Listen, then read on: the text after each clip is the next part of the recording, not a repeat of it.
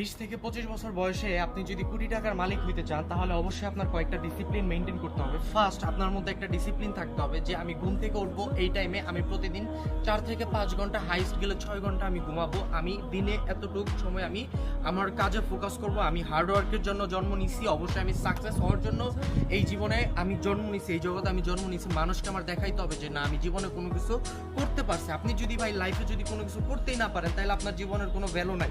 এর জন্যই বলি আপনারা যারা ইয়াং জেনারেশনের পিপল আছেন তাদেরকে বলি, ইয়াং জেনারেশনের মানুষগুলো কীরকম হয় দেখবেন যে বেশিরভাগ মানুষ মেয়েদের পিছনে ঘুরবে, বেশিরভাগ মানুষ পার্টি ক্লাব এইগুলোতে ঘোরাঘুরি করবে। দিন শেষে কি করবে? তারা লোজার, তারা জীবনে কোনো কিছু করতে পারে না। তাদেরকে আমি বলি আপনারা ভাই কয়েকটা ডিসিপ্লিন মেনটেন করেন, দেখবেন আপনি প্রতিদিন আপনার হচ্ছে যেই কাজের দিকে আপনার ফোকাস আসবে সেই কাজে আপনি প্রতিদিন 6 থেকে 8 ঘন্টা সময় দেন, আপনি দিনে 6 ঘন্টা ঘুমান, প্রতিটা সময়ের এক একটা ডিসিপ্লিন মেনটেন করেন, দেখবেন যে দিন শেষে আপনাকে এখান থেকে সাকসেস হওয়ার জন্য কেউ থামাইতে পারবে না। আল্লাহর উপর ভরসা রাখতে হবে, দেখবেন আল্লাহ চাইলে সব কিছু সম্ভব। নিজের প্রতি একটা কনফিডেন্স রাখবেন, সব কিছু আপনার দ্বারা সম্ভব হবে যদি আপনি নিজের প্রতি এরকম ডিসিপ্লিন মেনটেন করতে পারেন, নিজের প্রতি এরকম হচ্ছে কন্ট্রোলিং আনতে পারেন। দেখবেন আমি আপনাকে একটা কথাই আমি বলতে চাই, দেখেন লাস্ট 6-7 মাসে আমি কোনো কিছুই করি নাই, আমি কোনো কাজও করি নাই, আমার হচ্ছে কোনো দিকে আমি ফোকাস করি নাই, কিন্তু লাস্ট 2 মান্থে আমি একটা জিনিস রিয়ালাইজ করলাম, মানুষ কখনো ডাউনে আসে না।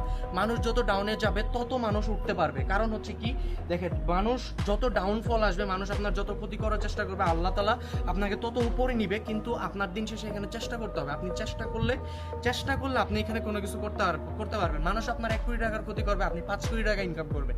এটাই হচ্ছে বাস্তবতা। এর জন্যই বলি নিজের সময়কে ওয়েস্ট করে না, নিজের সময়কে কাজে লাগান, বাবা মার স্বপ্ন পূরণ করার চেষ্টা করেন, দেখবেন আল্লাহ তাআলা অবশ্যই আপনাকে সাকসেস বানাবে একদিন।